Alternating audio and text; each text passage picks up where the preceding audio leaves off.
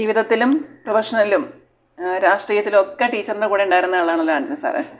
അപ്പം സാറിൻ്റെ ഈ ഒരു രാഷ്ട്രീയ പ്രവേശനത്തിൽ അല്ലെങ്കിൽ ഈ പൊതുപ്രവർത്തന രംഗത്ത് ടീച്ചറിനെ എങ്ങനെയൊക്കെയാണ് സാറ് പ്രോത്സാഹിപ്പിച്ചിട്ടുള്ളത്? എൻ്റെ പൊതുപ്രവർത്തന രംഗത്തേക്കുള്ള കടന്നുവരവ് തന്നെ ആൻ്റണി സാറിൻ്റെ പ്രോത്സാഹനം കൊണ്ടാണ്. സാറ് ഒരിക്കലും എല്ലാ കാര്യങ്ങളിലും ഇടപെടുകയോ അന്വേഷിക്കുകയോ ചെയ്യാറില്ല. സാറിന് എന്നിലൊരു വിശ്വാസമുണ്ട്, അതിലുപരിയായ ഒരു വിശ്വാസം എനിക്ക് സാറിലും ഉണ്ട്. ആ വിശ്വാസം, ആ സ്നേഹം, ആ കരുതലാണ് എന്നെ മുന്നോട്ടെപ്പോഴും കൊണ്ടുപോകുന്നത്. എനിക്ക് പ്രവർത്തിക്കാനുള്ള പൂർണ്ണമായ സ്വാതന്ത്ര്യം, അത് സാമ്പത്തികമായാലും പൊതുപ്രവർത്തനത്തിലുള്ള ഏത് തരത്തിലുള്ള പ്രവർത്തനമായാലും എവിടെയും പോകാനും എന്തും ചെയ്യാനും ഉള്ള പൂർണ്ണമായ സ്വാതന്ത്ര്യം സാറ് തന്നിട്ടുണ്ട്. അതുകൊണ്ട് മാത്രമാണ് എനിക്ക് കാര്യങ്ങൾ ഭംഗിയായിട്ട് മുന്നോട്ട് കൊണ്ടുപോകാനായിട്ട് സാധിക്കുന്നത്. സാർ ആവശ്യമില്ലാതെ ഒരു കാര്യത്തിൽ മുനിസിപ്പാലിറ്റിയിലെ കാര്യങ്ങളെപ്പറ്റി ചോദിക്കാറ് പോലുമില്ല, ഇടപെടാറുമില്ല. രാഷ്ട്രീയത്തിലേക്ക് ടീച്ചർ പറഞ്ഞല്ലോ, സാറാണ് 88 നിർബന്ധിച്ച് ഇങ്ങനെ കൊണ്ടുവന്നതെന്ന് പറഞ്ഞല്ലോ. അപ്പം എന്തായിരുന്നു അങ്ങനെ ഒരു രാഷ്ട്രീയ പ്രവേശനത്തിന് കാരണമായിരിക്കുന്നത്? എന്തായിരുന്നു അങ്ങനെ തിരഞ്ഞെടുപ്പിൽ മത്സരിക്കാനായിട്ട് ഒരു കാരണം ഉണ്ടാവുമല്ലോ? അതിന് കാരണമെന്ന് പറയുന്നത്, സാറ് 76 തുടങ്ങി രാഷ്ട്രീയ രംഗത്ത് നിറഞ്ഞു നിൽക്കുന്ന ആളായിരുന്നു. കേരള കോൺഗ്രസ് രാഷ്ട്രീയത്തിൽ തൊടുപുഴയിൽ കേരള കോൺഗ്രസ്സിന് ഊടും പാവും നെയ്തതും അതിനെ ഒരു ശക്തമായ രാഷ്ട്രീയ പ്രസ്ഥാനമാക്കി മാറ്റിയതും എല്ലാം ആൻ്റണി സാറായിരുന്നു. പിന്നെ ഞാൻ കല്യാണം കഴിഞ്ഞ് 80 വരുമ്പം തുടങ്ങി സാറിൻ്റെ ഈ പ്രവർത്തനങ്ങളെല്ലാം കാണുകയും അതിന് സാറിന് എല്ലാ പ്രോത്സാഹനവും സപ്പോർട്ടുമായിട്ട് നിൽക്കുകയും ചെയ്തിട്ടുള്ള ആൾ. ഓരോ അസംബ്ലി ഇലക്ഷൻ, എന്ത് ഇലക്ഷൻ വന്നാലും.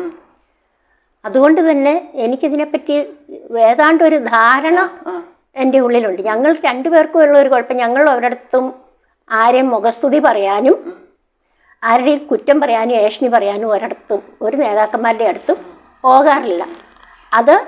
അതുകൊണ്ട് അതിൻ്റേതായിട്ടുള്ള ഗുണങ്ങളും ദോഷങ്ങളുമുണ്ട്. പലർക്കും താല്പര്യം, ഈ പൊതുസമൂഹത്തിന് താല്പര്യം കുറച്ച് ഏഷണിയും കുറച്ച് മുഖസ്തുതിയൊക്കെ ആണ് പൊതുവേ ഉള്ളൊരു താല്പര്യം. ഞങ്ങൾ രണ്ടുപേരും ആ താല്പര്യങ്ങൾ സംരക്ഷിക്കാത്തവരാണ്.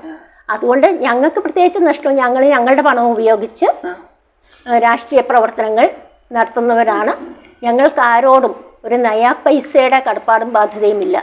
ഞാൻ പറയും, എനിക്ക് സമൂഹത്തോടും ഈ വാർഡിലുള്ളവരോടും എല്ലാം, ഞാൻ ഇടപെടുന്നവരോടെല്ലാം എനിക്കുള്ള കടപ്പാടെന്ന് പറയുന്നത് സ്നേഹത്തിൻ്റെ കടപ്പാടാണ്. സാമ്പത്തികമായ ഒരു കടപ്പാടും ഇല്ല. അപ്പൊ തന്നെ ഒരു സ്വാതന്ത്ര്യം ഉണ്ടല്ലോ. പിന്നെ നമുക്ക് അവരോട് പൊതുവില് ഈ സ്ത്രീകൾ കടന്നു വരാനായിട്ട് ഇപ്പോഴും ഒരു ചെറിയൊരു മടി കാണിക്കുന്ന ഒരു മേഖലയാണ് രാഷ്ട്രീയം എന്ന് തോന്നിയിട്ടുണ്ട് ടീച്ചറിന്. പക്ഷെ മറ്റുള്ള മേഖല ഇപ്പോൾ ഒരു പഠിച്ച് എന്തെങ്കിലും ഒരു ഇതിലേക്ക് ആവുന്നതോ അതുപോലെ തന്നെ രാഷ്ട്രീയത്തിൽ പൊതുപ്രവർത്തന രംഗത്തേക്ക് കടന്നു വരാൻ ഒരു ചെറിയ മടി കാണിക്കുന്നത് പോലെ ടീച്ചറിന് തോന്നിയിട്ടുണ്ടോ? അങ്ങനെയുണ്ടെങ്കിൽ അതിൻ്റെ കാരണം എന്തായിട്ടായിരിക്കും ടീച്ചറിന് തോന്നിയേക്കുന്നത്? എനിക്കങ്ങനെ പ്രത്യേകിച്ച് തോന്നിയിട്ടില്ല. ഇത് പലപ്പോഴും സംഭവിക്കുന്നത്, ഈ പൊതുപ്രവർത്തന രംഗമെന്ന് പറയുന്നത് ഒരു ക്വാളിറ്റിയോടെ കൈകാര്യം ചെയ്യേണ്ട കാര്യമാണ്. രംഗമാണ്. ആ ക്വാളിറ്റി എന്തുമാത്രം പേർക്ക് എങ്ങനെ മെയിൻറ്റെയിൻ ചെയ്യാൻ പറ്റുന്നു എന്നുള്ളൊരു വലിയ ഘടകം തന്നെയാണ്. കഴിവുള്ളവർ പൊതുപ്രവർത്തന രംഗത്തേക്ക് കടന്നു വരണം. അത് സ്ത്രീകളായാലും പുരുഷന്മാരായാലും ഒരു സത്യസന്ധതയും പൊതുതാൽപര്യവും ഉള്ളവർ രംഗത്ത് വന്നാലേ സമൂഹത്തിന് പ്രയോജനമുള്ളൂ, സമൂഹത്തിന് മേന്മയുണ്ടാവുള്ളൂ. ഒരു സ്ത്രീ എന്നുള്ള നിലയ്ക്ക് ടീച്ചറിന് എവിടെയും ഒരു മാറ്റി നിർത്തപ്പെട്ടതായിട്ട് ടീച്ചറിന് അനുഭവിക്കാൻ എനിക്ക് ഒരിക്കലും അനുഭവപ്പെട്ടിട്ടില്ല. തമാശയായിട്ടാണേലും പണ്ട് ചില കൗൺസിലർമാർ ടീച്ചറിനെ ഞങ്ങളൊരു സ്ത്രീ സംവരണത്തിന് ടീച്ചറിനെ ഞങ്ങളൊരു സംവരണത്തിൽ കണക്കാക്കിയിട്ടില്ല എന്ന് തമാശയായിട്ടാണേലും ചിലരെങ്കിലും ഒക്കെ പറയാറുണ്ടായിരുന്നു. ഒരുപാട് സമുന്നതരായ നേതാക്കന്മാരോട് പ്രവർത്തിക്കാനുള്ള ഒരു അവസരം ഉണ്ടായിട്ടുണ്ട്, ടീച്ചറിനുണ്ടായിട്ടുണ്ടല്ലോ. അപ്പോൾ ടീച്ചറിന് അതിന് ആ ഒരു ഓർമ്മ, അങ്ങനെ ഒരു ഇന്ന നേതാവിൻ്റെ കൂടെ പ്രവർത്തിച്ചപ്പോൾ അല്ലെങ്കിൽ ഇന്ന ആളുടെ കൂടെ സഹവർത്തിത്വം ആയിരുന്നപ്പോൾ ഉള്ള ഒരു നല്ല ഓർമ്മ ടീച്ചറിനൊന്ന് പറയാമോ? മുനിസിപ്പാലിറ്റിയിൽ ചില ചെയർമാൻമാരൊക്കെ നന്നായിട്ട് ഇടപെട്ടിരുന്ന, സാമൂഹ്യ താല്പര്യത്തോടെ പ്രതിബദ്ധതയോടെ പ്രവർത്തിച്ചിരുന്ന ചില ചെയർമാൻമാരൊക്കെ ഉണ്ടായിരുന്നു. അവരെ ഞാൻ പ്രത്യേകം എടുത്തു പറയുന്നില്ല. അതുപോലെ തന്നെ കെ എം മാണി സാർ എപ്പോഴും ഒരു പ്രോത്സാഹനം തന്നിരുന്ന വ്യക്തിയാണ്. ഒരു ദിവസം രാത്രിയിൽ ആരും അറിയാതെ, ഞങ്ങളോട് പോലും പറയാതെ രാത്രിയിൽ മാണി സാർ ഇവിടെ വന്നിട്ടുണ്ട്. മണി സാറിനെ അങ്ങനെയാണോ ടീച്ചറിന്റെ ഒരു റോൾ മോഡൽ കാണുമല്ലോ, നമുക്ക് ഇന്ന പോലെ ആവണം, ഒരു ജനപ്രതിനിധിയെ പോലെ ആവണം, അങ്ങനെ റോൾ മോഡൽ ടീച്ചറിന്റെ മനസ്സിലുണ്ടായിട്ടുണ്ടോ ഇങ്ങനെ ആവണം എന്ന്? അങ്ങനെ ഒരു റോൾ മോഡൽ എന്ന് എടുത്തു പറയത്തക്ക ആരുമില്ല. എൻ്റെ ഭർത്താവ്, എൻ്റെ അമ്മ, അവരൊക്കെ ഓരോ തരത്തിൽ എൻ്റെ പ്രവർത്തനത്തെ നന്നായിട്ട് സ്വാധീനിച്ചിട്ടുണ്ട്. പിന്നെ കൂടാതെ ആരിൽ എന്ത് നന്മ കണ്ടാലും ആ നല്ല ക്വാളിറ്റി ഉൾക്കൊള്ളാൻ, അങ്ങനെ അതൊക്കെ സ്വീകരിക്കണമെന്ന് ഞാൻ എപ്പോഴും ആഗ്രഹിക്കാനും ശ്രമിക്കാറുമുണ്ട്. എല്ലാം നടന്നു എന്നല്ല, എങ്കിലും നന്മ എവിടെ കണ്ടാലും അതിനെ സ്വീകരിക്കാനുള്ളൊരു മനസ്സാണ് എനിക്കുള്ളത്. ടീച്ചറെ, ഈ സ്ത്രീകൾക്ക് സാമ്പത്തിക സുരക്ഷ വേണം എന്നുള്ളതിൽ ടീച്ചറിന്റെ അഭിപ്രായം എന്താ? അവരെങ്ങനെയാ ആ സാമ്പത്തിക സുരക്ഷയിലേക്ക് കടക്കാനുള്ള ഒരു നടപടി എന്തായിരിക്കണം? അങ്ങനെ വേണോ? എന്താണ് ടീച്ചറിന്റെ അഭിപ്രായം അതിനെക്കുറിച്ച്? സ്ത്രീകൾക്ക് സാമ്പത്തിക സുരക്ഷ നല്ലത് തന്നെയാണ്. പല കുടുംബങ്ങളിലും ഈ സ്ത്രീകൾ ഈ മർദ്ദനങ്ങളും പീഡനങ്ങളും ഒക്കെ ഏറ്റുവാങ്ങേണ്ടതായിട്ട് വരുന്നത് അവർക്ക് ഭർത്താക്കന്മാരെ ജീവിക്കേണ്ടി വരുന്നത് കൊണ്ടാണ്. അവർക്ക് സ്വയമായിട്ടൊരു നിലനിൽപ്പ് ഉണ്ടാകുന്നില്ല. ചിലരൊക്കെ പറയുന്ന കേട്ടാൽ നമുക്ക് സങ്കടം തോന്നും. രാത്രി ഭർത്താവ് കള്ളു കുടിച്ച് വന്ന് മർദ്ദിക്കുന്നത് കാരണം അമ്മയും മക്കളും ഒക്കെ കാട്ടിൽ പറമ്പിലൊക്കെ പോയി ഇരിക്കുന്നതായിട്ട്. പക്ഷെ നമ്മുടെ സാമൂഹ്യ വ്യവസ്ഥ അനുസരിച്ച് എന്ത് കഷ്ടപ്പാടുണ്ടെങ്കിലും ഒന്നിച്ച് ജീവിക്കണം എന്നുള്ളൊരു കാഴ്ചപ്പാടാണ് പണ്ട് മുതലേ അങ്ങനെയാണ്. അതിനോട് എനിക്ക് അത്ര അങ്ങോട്ട് യോജിപ്പില്ല. ഒരു നിവൃത്തിയുമില്ലെങ്കിൽ അവർ മാറി അവരുടെ കുഞ്ഞുങ്ങളെ ഈ പീഡനങ്ങളിൽ നിന്നൊക്കെ രക്ഷിച്ച് ജീവിക്കണം. പിന്നെ സാമ്പത്തിക സുരക്ഷ ഉള്ളതുകൊണ്ട് മാത്രം ഒരു ജീവിതമാകുന്നില്ല എന്നൊരു കാഴ്ചപ്പാട് സ്ത്രീകൾക്കുണ്ടാകണം. അവർക്ക് ഒരു സാമൂഹ്യമായ നിലനിൽപ്പിനും കുടുംബപരമായ നിലനിൽപ്പിനും നല്ല കുഞ്ഞുങ്ങളെ വളർത്തുന്നതിനുമൊക്കെ ഇവരുടെ ജീവിതം, ഭാര്യയും ഭർത്താവും മക്കളും ഒന്നിച്ചുള്ള ഒരു ജീവിതം, അഡ്ജസ്റ്റ് ചെയ്തുള്ള ഒരു ജീവിതവും വളരെ പ്രധാനമാണ്.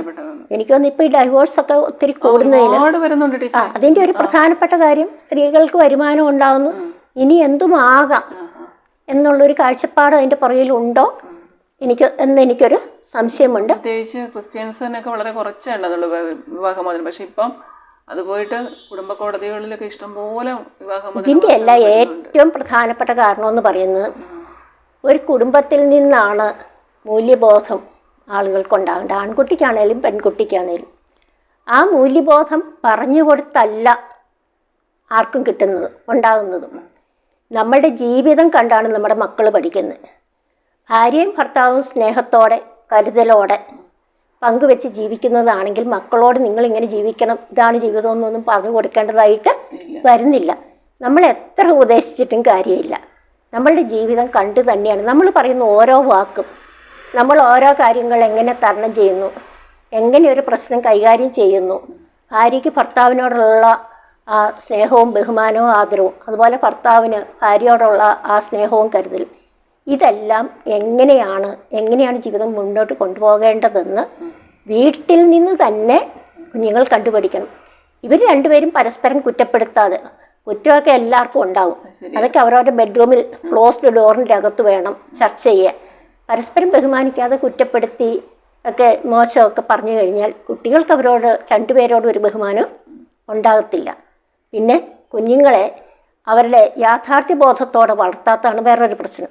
നമുക്ക് ഇത്രയും വരുമാനമേ ഉള്ളൂ, നമുക്ക് ഇന്ന കാര്യങ്ങൾ നടത്താനുണ്ട്, അതുകൊണ്ട് നമുക്കിപ്പോൾ ഈ കാര്യം ഇങ്ങനെ ചെയ്യാൻ പറ്റുള്ളൂ, നമുക്ക് അങ്ങനെയല്ലേ പറ്റുള്ളൂ, അല്ലേ നമ്മൾ കടത്തിലേക്ക് പോയാൽ എങ്ങനെയാണ് നിങ്ങളുടെ വിദ്യാഭ്യാസവും കാര്യമൊന്നും മുന്നോട്ട് കൊണ്ടുപോകാൻ പറ്റത്തില്ല. അപ്പം ഉള്ള വരുമാനത്തിനനുസരിച്ച് കുറച്ച് മിച്ചം വയ്ക്കാനും ആ വരുമാനത്തിൽ ഒതുങ്ങി ജീവിക്കാനും നമ്മുടെ കുഞ്ഞുങ്ങളെ നമ്മളുടെ ജീവിതത്തിലൂടെ കാണിച്ചു കൊടുക്കുകയും അവരുമായിട്ട് കൂടി കാര്യങ്ങൾ പങ്കുവെച്ച് സ്നേഹിച്ച് സഹകരിച്ച് പോവുകയും ചെയ്താൽ മാത്രമേ ഈ കുഞ്ഞുങ്ങളാണ് നാളെ വലുതാകുന്നത്. അപ്പോൾ ഈ ഡൈവോഴ്സൊക്കെ കൂടുന്നതിന് ഒരു കാരണം, എന്തുണ്ടായാലും ഇങ്ങോട്ട് പോരെ എന്ന് പറയുന്ന പേരൻസ് ഒരു കുട്ടിയോ രണ്ട് കുട്ടിയോ കാണുള്ളൂ, ഇവരുടെ ജീവിതം ഒന്നും അല്ലാതെ പോകുന്നു എന്ന് കാണാനുള്ള കാഴ്ചപ്പാട് പലർക്കും. ഒരു കഷ്ടപ്പാടും എൻ്റെ മക്കൾക്ക് ഉണ്ടായിരുന്നു. ജീവിതം എന്ന് പറഞ്ഞാൽ കഷ്ടപ്പാടാണ്. ആ കഷ്ടപ്പാടിനെ ഉൾക്കൊള്ളാനായിട്ടുള്ള ഒരു മനസ്സ് നമ്മുടെ മക്കൾക്ക് നമ്മുടെ ജീവിതത്തിലൂടെ, നമ്മുടെ കുടുംബ ജീവിതത്തിലൂടെ നമ്മൾ കാണിച്ചു കൊടുക്കുകയും പരിശീലിപ്പിക്കുകയും ചെയ്താൽ മാത്രമേ ജീവിതം ഭംഗിയായിട്ട് മുന്നോട്ട് കൊണ്ടുപോകാൻ പറ്റുള്ളൂ. അപ്പം എനിക്കുള്ള ഒരു സന്തോഷം എന്ന് പറയുന്നത് എൻ്റെ 2 മക്കൾക്കും വലിയ അങ്ങേയറ്റത്തെ ജോലിയൊന്നുമല്ല. പക്ഷേ ഞങ്ങൾ ഉള്ളത് കൊണ്ട് സൂക്ഷിച്ച് ജീവിച്ച് കാണിച്ചു കൊടുത്തവരാണ് മക്കളെ. അവർക്കുള്ളത് കൊണ്ട് വളരെ സംതൃപ്തരാണ്. ആർത്തിയോ അത്യാർത്തിയോ ഇല്ല, പോരാന്നൊരു കാഴ്ചപ്പാടോ ഒന്നുമില്ല.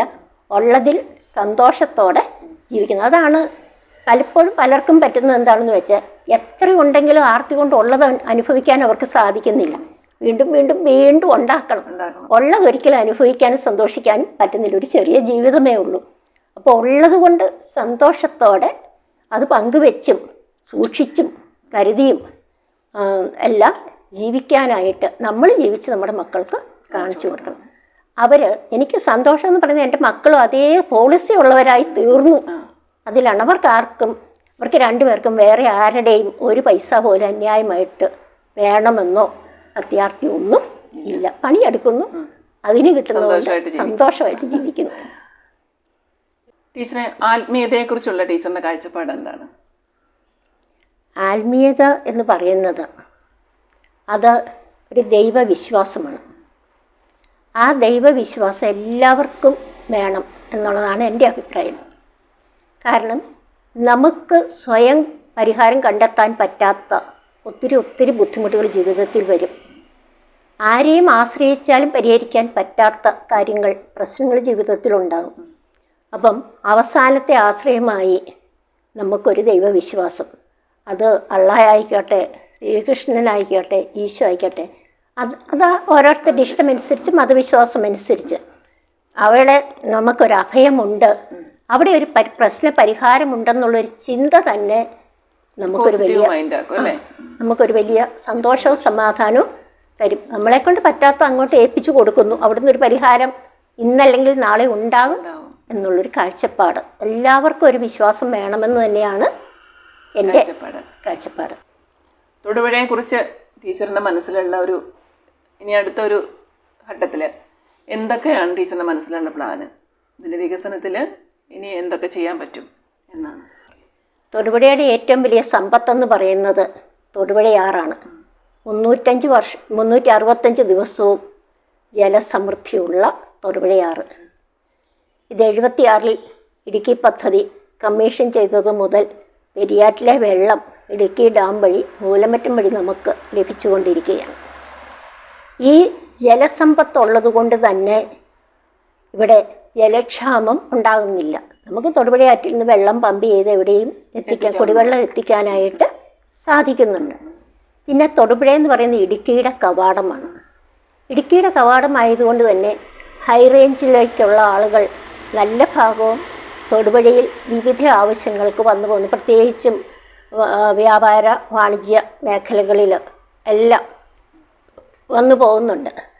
അതുകൊണ്ട് തന്നെ അതിൻ്റേതായ ഒരു സാമ്പത്തിക നേട്ടം തൊടുപുഴയ്ക്കുണ്ട്. പിന്നെ തൊടുപുഴയിൽ ഒത്തിരി റോഡുകളൊക്കെ ഉണ്ടായിട്ടുണ്ട്. ഈ റോഡുകളും എല്ലാം തൊടുപുഴയുടെ വികസനത്തിന് സഹായിച്ചിട്ടുണ്ട്.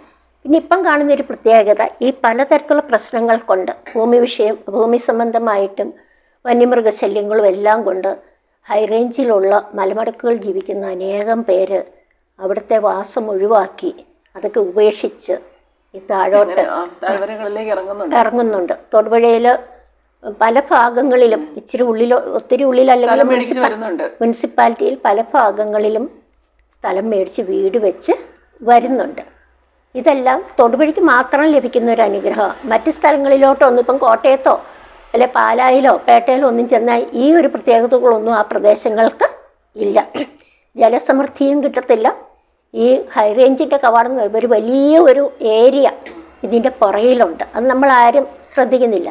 പിന്നെ ഇവിടെ കുറേ റോഡുകളും ഉണ്ടായിട്ടുണ്ട്. അതും വികസനത്തിൻ്റെ ഒരു പ്രധാനപ്പെട്ട. ഈ ഉരുൾപൊട്ടലൊക്കെ വന്നതോടുകൂടി മനുഷ്യർക്ക് ഹൈ റേഞ്ച് മേഖലയിലുള്ളവർക്ക് ഭയങ്കരമായിട്ടുള്ളൊരു പേടി ഉണ്ടായിട്ടുണ്ട്. അപ്പം അതുകൊണ്ട് തന്നെ ചെറിയ പ്ലോട്ടുകളൊക്കെ മേടിച്ച ആൾക്കാർ വരുന്ന തൊടുപുഴയ്ക്ക് ഇറങ്ങുന്ന ഒത്തിരി കാര്യങ്ങൾ കാണാറുണ്ട്. അങ്ങനെ പിന്നെ കുറേയൊക്കെ ആളുകൾ ഈ മക്കളൊക്കെ പുറത്തൊക്കെ പോയി നേഴ്സും അങ്ങനെ ഇങ്ങനെയൊക്കെ ആയിട്ട് കുറച്ച് കാശൊക്കെ ഉണ്ടായി കഴിയുമ്പം ഇനി അതൊക്കെ ഉപയോഗിച്ച് ജീവിക്കാം എന്നുള്ള കാഴ്ചപ്പാട്. കാശ് വേണമല്ലോ താഴോട്ട് ഇറങ്ങാൻ. അതൊരു കാരണമാകുന്നുണ്ട്. ഒത്തിരി പേരിപ്പം പെൺപിള്ളേർ പണ്ടൊക്കെ ആൺപിള്ളേരായിരുന്നു കുടുംബസ്വത്ത് എന്ന് പറഞ്ഞ് ഇപ്പം പെൺപിള്ളേരായി മാറി. നഴ്സിംഗൊക്കെ പഠിച്ച് പിള്ളേരെയൊക്കെ നേഴ്സിങ്ങും അതുപോലെയുള്ള കാര്യങ്ങൾക്കൊക്കെ പഠിപ്പിച്ച് പുറത്തോട്ട് വിട്ട് അവർ വഴി കുടുംബങ്ങൾ രക്ഷപ്പെട്ടു പോകുന്നുണ്ട്. ഇനി എന്തൊക്കെ ചെയ്യാനാണ്? തൊടുപുഴയിൽ ഇനിയും ഒത്തിരി കാര്യങ്ങൾ നടക്കേണ്ടതായിട്ടുണ്ട്.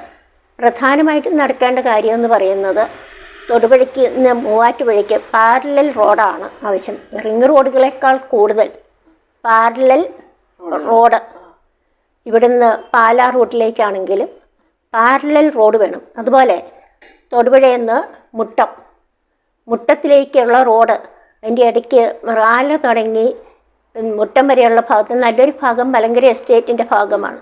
അതുകൊണ്ട് അവിടെയൊന്നും കെട്ടിടങ്ങളും സ്ഥാപനങ്ങളും ഒന്നും വരുന്നില്ല.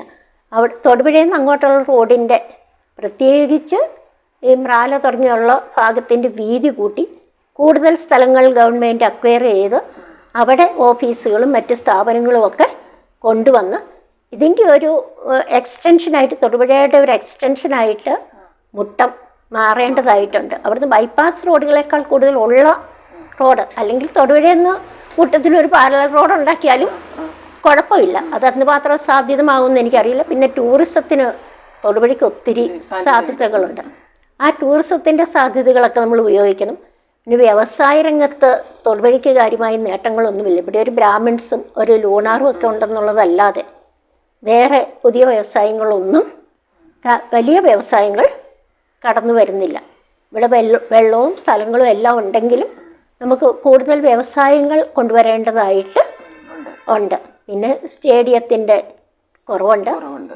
അങ്ങനെ പിന്നെ ഈ ജനസംഖ്യ കൂടുന്നതിനനുസരിച്ച് അതിനുള്ള ബാക്കി എല്ലാ സൗകര്യങ്ങളും തൊടുപുഴയ്ക്ക് കൂടുതലായിട്ട് ഉണ്ടാകേണ്ടതായിട്ട് ഉണ്ട്. ഇവിടെ ലൈബ്രറി, ഇതൊക്കെ ഓരോരോ കാരണങ്ങൾ കൊണ്ട് അങ്ങനെ ഫണ്ടുണ്ട്. ഒരുപാട് പുസ്തകമുണ്ട് നമ്മുടെ ലൈബ്രറിയിൽ. പക്ഷേ അതിനനുസരിച്ചുള്ള സൗകര്യം 100 വർഷം കഴിഞ്ഞ ലൈബ്രറിയാണ് ശ്രീമൂലം തിരുനാൾ ലൈബ്രറിയാണ്. പഴയ അമ്പലം റോഡിൽ പഴയ ലൈബ്രറി ഇരുന്നത്.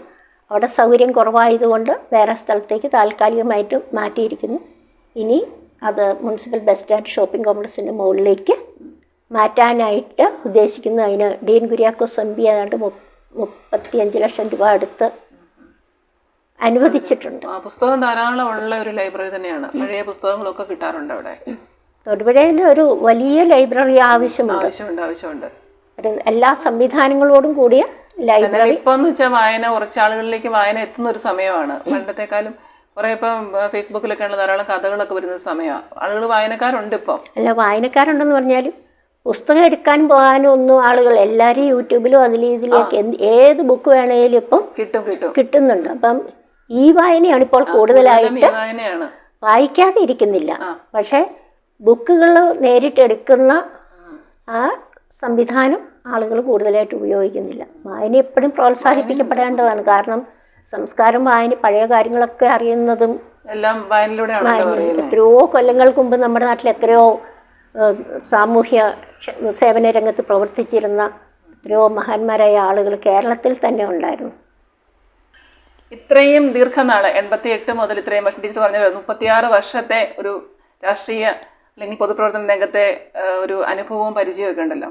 അത് ടീച്ചറിന് ഏറ്റവും കൂടുതൽ സന്തോഷം തന്നൊരു പ്രവർത്തനവും അല്ലെങ്കിൽ സന്തോഷം തന്നൊരു അനുഭവവും, അതുപോലെ തന്നെ ടീച്ചറിനെ ഏറ്റവും ദുഃഖിപ്പിച്ചേക്കുന്ന ഒരു അനുഭവം ഉണ്ടാവുമല്ലോ. നമുക്ക് ഇത്രയും വർഷങ്ങളുടെ ഒരു അനുഭവ സമ്പത്തുള്ളപ്പോൾ അതിനകത്ത് ദുഃഖവും സന്തോഷവും എല്ലാം ഉണ്ടാവുമല്ലോ.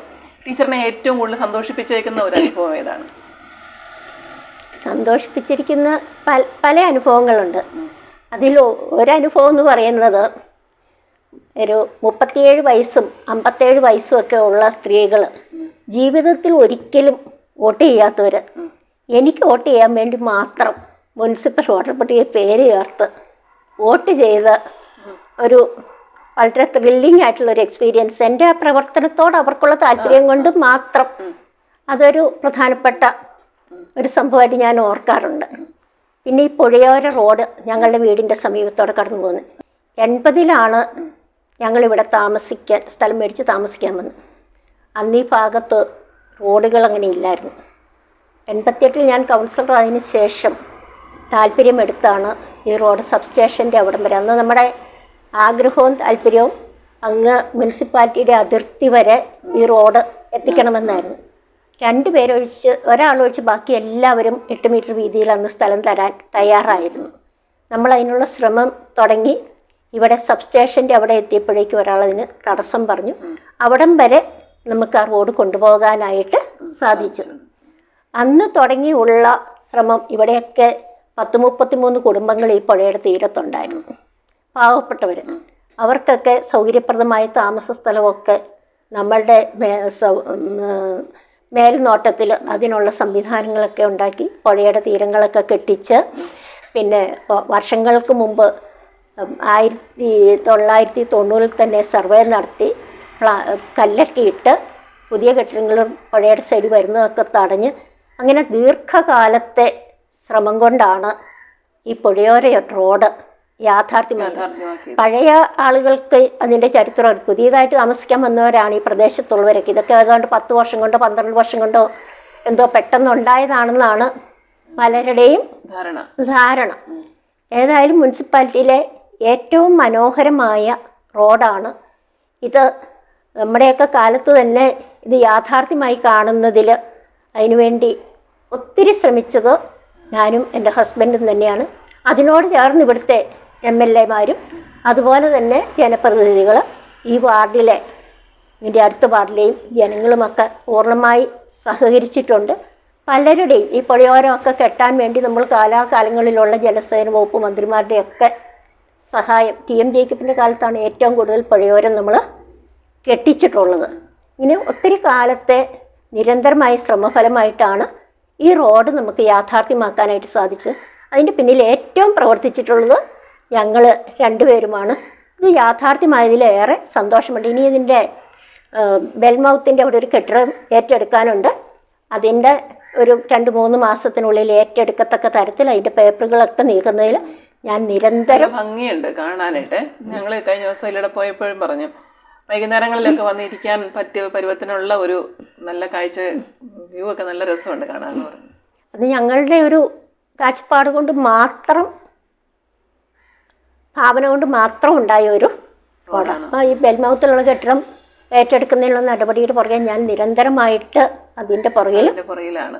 എന്തായാലും ഞങ്ങളൊക്കെ ജീവിച്ചിരിക്കുന്ന കാലത്ത് ഇതൊക്കെ യാഥാർത്ഥ്യമാക്കി കാണാൻ പല കാര്യങ്ങളും ഒത്തിരി വർഷങ്ങൾ കൊണ്ടേ ഒരാഗ്രഹം ഉണ്ടെങ്കിൽ പോലും, ഒരു പ്ലാൻ ഉണ്ടായാൽ പോലും അതിന് സാമ്പത്തികവും മറ്റ് പല കടമ്പകൾ കടന്ന് അത് യാഥാർത്ഥ്യമാകുള്ളൂ. അപ്പം ഇത് യാഥാർത്ഥ്യമായി കണ്ടത് ഒരു വലിയ സന്തോഷം തന്നെയാണ്. ഞാൻ പറഞ്ഞില്ലേ, ഇവിടെ പുതിയതായിട്ട് താമസിക്കാൻ വന്നവർക്കാർക്ക് ഇതിൻ്റെ ഒന്നും കഥയും ചരിത്രവും ഒന്നും, ഇത് 40-45 വർഷത്തെ പ്രയത്നമാണ് ഇപ്പം യാഥാർത്ഥ്യമായിരിക്കുന്നത്. ഇത് പെട്ടെന്ന് എന്തോ ആയെന്നുള്ള മട്ടിലാണ്. ഏറ്റവും സന്തോഷം നൽകുന്ന ഒരു പ്രവർത്തനം ഈ റോഡിന്റെ പരിപാടികളും ഇതുമായി ബന്ധപ്പെട്ട പ്രവർത്തനങ്ങളും ഒക്കെ വലിയ സന്തോഷമാണ്. പിന്നെ ഞാൻ 93 നിരാഹാരം കടന്നിട്ടുണ്ട് മുനിസിപ്പാലിറ്റിയുടെ മുമ്പിൽ. ഇവിടെ അന്യായമായ ടാക്സ് വർധനവിന് എതിരെ UDF കൗൺസിലിന് വേണ്ടി ആണ് നിരാഹാരം കടന്ന് 6-7 ദിവസം നിരാഹാരം കടന്നു. ഏതായാലും ആ നിരാഹാര സമരം വിജയകരമായി പര്യവസാനിപ്പിക്കാനായിട്ട് സാധിച്ചിട്ടുണ്ട്. അപ്പോൾ ഇനി നമുക്കൊരു അനുഭവത്തിലെ സന്തോഷകരമായ അനുഭവം നമ്മൾ കേട്ടു. ഇനി ഒരു ദുഃഖം അല്ലെങ്കിൽ ഈ പ്രവർത്തനങ്ങളിൽ നിന്ന് ടീച്ചറിന് ഒരു മനോവിഷമം ഉണ്ടാക്കിയ ഒരു കാര്യം കൂടെ ഉണ്ടാവുമല്ലോ, എന്തെങ്കിലും ഒരു വിഷമം കൂടെ ഉണ്ടാവുമല്ലോ? എനിക്ക് വിഷമമൊന്നുമില്ല, പക്ഷേ ചില ആളുകൾ അവരുടെ സ്വാർത്ഥ താല്പര്യത്തിന് വേണ്ടി ചില കാര്യങ്ങൾ ചെയ്യാറുണ്ട്. സത്യം പറയാനുള്ള മടിയാണ്. അതിലൊന്നാണ് നമ്മുടെ ഈ ശ്മശാനം, മുണ്ടേക്കൽ ശ്മശാന നിർമ്മാണം. ആ ശ്മശാനം നിർമ്മിക്കാൻ തീരുമാനിച്ചതിന് ശേഷം ഞാൻ അതിൻ്റെ അകത്ത് ഒരു കാര്യം അന്വേഷിക്കുകയോ യാതൊരു തരത്തിലുള്ള തടസ്സം സൃഷ്ടിക്കുകയോ ചെയ്തിട്ടില്ല. പക്ഷെ ഞങ്ങളുടെ കൂടെയുള്ള ചിലർ തന്നെ ജെസ്സി ആൻ്റണിയാണ് അവിടെ ശ്മശാനം പണിയുന്നതിന് തടസ്സം സൃഷ്ടിക്കുന്നത്, അവിടെ കേസ് കൊടുപ്പിക്കുന്നത്, അതാണ് ഇതാണെന്നൊക്കെ പറഞ്ഞ് വലിയ പ്രചരണം നടത്തി എനിക്കെതിരെ ഒത്തിരി തെറിയൊക്കെ വിളിപ്പിച്ചിട്ടുണ്ട്. ഞാനതൊട്ടും മൈൻഡ് ചെയ്തിട്ടില്ല. പക്ഷേ എനിക്കിതിൻ്റെ കാര്യം പുറത്ത് പറഞ്ഞാൽ ചിലരെയൊക്കെ വളരെ മോശമായി, ഞാൻ ഒരിക്കലും ആരെയും മോശപ്പെടുത്താനായിട്ട്, ചിലരുടെ വ്യക്തിപരമായ താല്പര്യം ഉള്ള സത്യം പറഞ്ഞാൽ പോരെ. ഒരു അന്നത്തെ നിയമം അനുസരിച്ച് ഈ ശ്മശാനത്തിൻ്റെ അവിടുന്ന് 50 മീറ്റർ അകലം മാത്രമേ വീടുകൾ പാടുള്ളൂ എന്നായിരുന്നു. അപ്പോൾ ആ നിയമം അമെൻഡ് ചെയ്ത് 25 മീറ്റർ ആക്കുമ്പോഴേ ഇത് പണിയാൻ പറ്റുള്ളൂ. അപ്പോൾ ഉള്ള കാര്യം പറഞ്ഞാൽ പോരെ. അതിനുള്ള ശ്രമം MLA നടത്തുന്നുണ്ട്. 50 മീറ്റർ എന്നുള്ള 25 മീറ്ററാക്കി കുറയ്ക്കാനുള്ള ശ്രമം നടത്തുന്നുണ്ട്. അത് ഇപ്പോൾ 1 വർഷം അല്ലെ 2 വർഷം കൊണ്ടാകും. അപ്പോൾ നമുക്ക് ശ്മശാനം നിർമ്മിക്കാൻ സാധിക്കും എന്ന് പറയുന്നതിന് പകരം ജെസ്സി ആൻ്റണി കാരണമാണ്. അത് അവർക്ക് ഇവിടെ ഈ ശ്മശാനം പണിയുന്നതിലും മറ്റ് സ്ഥലങ്ങളിൽ നിന്ന് ഒഴിവാക്കുന്നതിലും ഒക്കെ വ്യക്തിപരമായ താല്പര്യങ്ങളുണ്ടായിരുന്നതുകൊണ്ട് ഒന്നും അറിയാത്ത ചില പാർട്ടിക്കാരെ, ഇതിന് യാഥാർത്ഥ്യം അറിയാത്ത പാർട്ടിക്കാരെ വിലക്കെടുത്തൊന്ന് ഏത് തരത്തിൽ വേണമെങ്കിലും പറയാം, അവരെ വിലയ്ക്ക് പൈസ കൊടുത്തല്ല, അവരോട് വളരെ മോശമായിട്ട് സംസാരിച്ച് ഇതാണ് കാരണമെന്ന്. സത്യം പറയാനുള്ള മടി കൊണ്ട് വാസ്തവത്തിൽ ആരും തടസ്സം സൃഷ്ടിച്ചിട്ടല്ല, നിയമപരമായിട്ട് പറ്റാത്തതുകൊണ്ടാണ് ചെയ്യാൻ പറ്റാതിരിക്കുന്നത്. അത് പിന്നെ വേറൊന്ന് നിങ്ങളെല്ലാം കേട്ട് കാണും, മാസ്റ്റർ പ്ലാൻ. ഈ മാസ്റ്റർ പ്ലാനും ഞാനുമായിട്ട് എന്താ ബന്ധം? അത് ഇവിടുത്തെ 1, 2, 3 റിയൽ എസ്റ്റേറ്റുകാർ, കൗൺസിലിനുള്ളവരും അല്ലാത്തവരുമായിട്ടുള്ള ആളുകൾ അവരുടെ താല്പര്യം സംരക്ഷിക്കുന്നതിന് വേണ്ടി എന്നെ കരുവാക്കുകയാണ് യഥാർത്ഥത്തിൽ സംഭവിച്ചത്. എന്ന് പറഞ്ഞാൽ മാസ്റ്റർ പ്ലാൻ അത് 2005 മറ്റോ 2015 ഹാരിത് ചെയർമാൻ ആകുമ്പോൾ ഉണ്ടാക്കിയ മാസ്റ്റർ പ്ലാനാണ്. അതിനുശേഷം സഫിയ ജബ്ബാർ ചെയർപേഴ്സണായിട്ട് വന്നു. 3 പ്രാവശ്യം കൗൺസിലിൽ വെച്ച, 1 പ്രാവശ്യം അത് അവസാനം അംഗീകരിച്ചു. കാരണം അത് സഫിയയുടെ താല്പര്യമൊന്നുമല്ല, അത് DTP സ്കീം പ്രകാരം ടൗൺ പ്ലാനിംഗ് ഡിപ്പാർട്ട്മെൻറ്റ് അത് പാസ്സാക്കണമെന്ന് നിർബന്ധിച്ചതുകൊണ്ടാണ് അത്. അതിന് മുമ്പ് ഈ സബ് കമ്മിറ്റിയൊക്കെ വെച്ച് ഇതെല്ലാം പഠിച്ചതാണ്. ആ സബ് കമ്മിറ്റിക്കകത്ത് 11 പേരിൽ 9 പേര് UDFകാരായിരുന്നു. ഇവരെല്ലാം പഠിച്ച മാസ്റ്റർ പ്ലാനാണ്, അവർക്ക് ആവശ്യമുള്ള ഭേദഗതിയൊക്കെ വെച്ച മാസ്റ്റർ പ്ലാനാണ് കൗൺസിലോട്ട് വന്നത്. അതാണ് സഫിയയുടെ കാലത്ത് പാസ്സാക്കിയത്. വീണ്ടും ഞാൻ കൗൺസിൽ ചെയർപേഴ്സണായിട്ട് വരുമ്പോൾ അതിൻ്റെ അകത്ത് ഒരൊറ്റ ഭേദഗതിയാണ് ഞാൻ പറഞ്ഞത്. 10 മീറ്റർ വീതിയിൽ കൂടുതലുള്ള റോഡുകളുടെ 2 വശവും 150 മീറ്റർ മിക്സഡ് സോൺ ആക്കണമെന്നും അവിടെ കെട്ടിടങ്ങൾ പണിയാനുള്ള കെട്ടിടങ്ങളുടെ പെർമിറ്റ്, അതിൻ്റെ ഏരിയയ്ക്കുള്ള പരിധി ഒഴിവാക്കണം, എത്ര വലിയ കെട്ടിടം പണിയാനുള്ള പെർമിഷൻ കൊടുക്കണമെന്ന് മാത്രമാണ് അത് പാസ്സാക്കിയത്. ഞാൻ ആരുടെയും ഒന്നും എടുക്കാനും പറഞ്ഞിട്ടില്ല, ആരുടെയും ഒന്നും ഒഴിവാക്കാനും പറഞ്ഞിട്ടില്ല. എന്നിട്ട് ഇവിടെ ചിലർ ജെസ്സി ആൻ്റണി ആരാണ്ടരെയൊക്കെ സ്ഥലം ഒഴിവാക്കാൻ പറഞ്ഞു. ആരുടെയൊക്കെ ഇതിനെല്ലാം കൃത്യം മിനിറ്റ്സുള്ള രേഖകളുള്ളതാണ് മുനിസിപ്പാലിറ്റിയിൽ. ഇത് വെറുതെ വല്ലവരോടും പറഞ്ഞാൽ, ഇപ്പം എനിക്ക് താല്പര്യം ഉണ്ടെങ്കിലും പറഞ്ഞാലൊന്നും DTP അത് കേൾക്കുകയില്ല, മിനിറ്റ്സ് അവർ നോക്കുകയുള്ളൂ. ഇതൊക്കെ കൃത്യം രേഖയുണ്ട്. അത് കഴിഞ്ഞ് അന്ന് അയച്ച മാസ്റ്റർ പ്ലാൻ എൻ്റെ സമയപരിധി കഴിഞ്ഞു പോയി, ഇതിന് മുമ്പേ അയക്കേണ്ടതായിരുന്നു എന്ന് പറഞ്ഞ് തിരിച്ചു വന്നു. അതിനുശേഷം സിസിലി ജോസ്, എനിക്ക് ശേഷം സിസിലി ജോസ് ചെയർപേഴ്സണാണ്. ഈ സിസിലി ജോസ് ചെയർപേഴ്സണായിരുന്ന സമയത്ത് ആദ്യം മാർച്ച് 18 ഒരെണ്ണം അയച്ചു, അത് പാസ്സാക്കി. ഇത് തന്നെ വ്യത്യാസമൊന്നും ഇല്ലാതെ ഇതയച്ചു. അന്നും ഗവൺമെൻറ് അപ്രൂവ് ചെയ്തില്ല. വീണ്ടും ഒക്ടോബർ മാസത്തിൽ അവരുടെ കാലത്ത് തന്നെ ആ കൗൺസിൽ ഇത് അയച്ചപ്പോൾ അതിനാണ് അംഗീകാരം കിട്ടിയത്. അതിന് അംഗീകാരം കിട്ടിയപ്പോൾ അത് അടുത്ത ചെയർമാൻ സനീഷ് ജോർജ് ആയിരുന്നു അന്നത്തെ ചെയർമാൻ. എന്നിട്ട് സെപ്റ്റംബർ ആ സനീഷ് ജോർജുള്ള കൗൺസിലിൽ ഇപ്പോഴത്തെ ഈ ജോസഫ് ജോൺ ഉൾപ്പെടെ സകലരും അതിൻ്റെ അകത്തുണ്ട്. പത്രത്തിൽ പരസ്യം ചെയ്യാൻ തീരുമാനിക്കുമ്പോൾ ഐകണ്ഠ്യാനെയാണ് തീരുമാനിച്ചത്. അപ്പോൾ ഇതിനെന്തെങ്കിലും തടസ്സം ഉണ്ടെങ്കിൽ പരസ്യം ചെയ്യേണ്ട, ഇതൊന്നോട് പഠിക്കണമെന്ന് പറയേണ്ട കാര്യമുള്ളൂ. എന്നിട്ട് ചില താല്പര്യങ്ങൾക്ക് ഇത് വിരുദ്ധമാണെന്ന് വന്നപ്പോൾ ജെസ്സി ആൻ്റണിക്ക് സത്യം പറഞ്ഞാൽ അതിൻ്റെ അകത്ത് യാതൊരു റോളും ഇല്ല. ഞാൻ അയച്ച കാലത്തെ ഒപ്പാണ്. അത് കഴിഞ്ഞ് ആ ഒപ്പിനൊന്നും പ്രസക്തിയില്ല. അത് കഴിഞ്ഞ് സിസിലി ടീച്ചറിൻ്റെ കാലത്ത് ഒന്ന് ടീച്ചറായിരുന്നു അതേൽ ഒപ്പിടേണ്ടത്, അല്ലെങ്കിൽ സനീഷ് ജോർജ് ആയിരുന്നു അതേൽ ഒപ്പിടേണ്ടത്. അതും വെച്ച് ഇങ്ങനെ ഒരു സത്യസന്ധതയില്ലാത്ത വ്യക്തി താല്പര്യങ്ങളിൽ അധിഷ്ഠിതമായ പൊതുപ്രവർത്തനം ചിലരുടെയെങ്കിലും ഭാഗത്തുനിന്നുണ്ടാകും. അവർ സമൂഹത്തെ സ്വാധീനിച്ചിരുന്നോണം 100 പ്രാവശ്യം പറഞ്ഞു കഴിയുമ്പോൾ അത് സത്യമാണെന്ന് ആളുകൾ വിശ്വസിക്കുന്നു. നമുക്കിത് എത്ര പറഞ്ഞാലും പത്രസമ്മേളനം നടത്തി പറഞ്ഞാലും അതൊന്നും ആളുകളിലേക്ക് എത്തുന്നില്ല. പൊതുസമൂഹത്തിൻ്റെ ഒരു പ്രത്യേകതയാണത്. എന്തെങ്കിലും കേൾക്കുക, അതിൻ്റെ കാര്യങ്ങൾ അന്വേഷിക്കുക. 10 പ്രാവശ്യം നുണ പറയുമ്പോൾ നമുക്കറിയാമല്ലോ.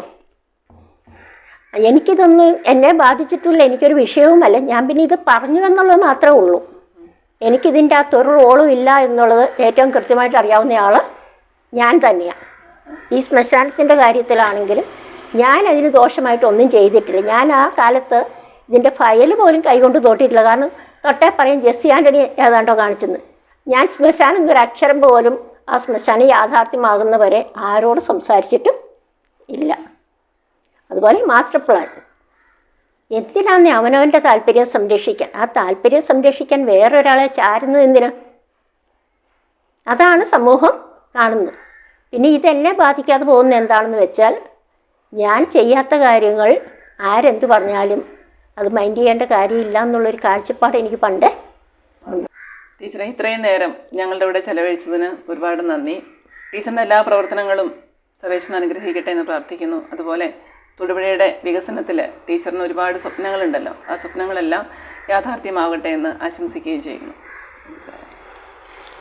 നിങ്ങൾക്കും ഒരു വലിയ നന്ദി ഞാൻ അറിയിക്കുകയാണ്. ഫോർത്ത് എസ്റ്റേറ്റ് ഒരു പുതിയ ഘട്ടത്തിലേക്കും മേഖലയിലേക്കും കടക്കുകയാണ്. ഗീതയെ എനിക്ക് അനേക വർഷങ്ങളായിട്ടറിയാം. വളരെ നല്ല ഒരു സാമൂഹ്യ പ്രവർത്തക, അവരുടെ കാരുണ്യവും സ്നേഹവും ഒക്കെ തുളുമ്പുന്ന, ആളുകളുടെ പ്രശ്നങ്ങൾ അറിഞ്ഞ് അവരോടൊപ്പം ആയിരിക്കാൻ. അതിന് സാമ്പത്തികമായിട്ടുള്ള ഒരു കാര്യമല്ല ഗീത.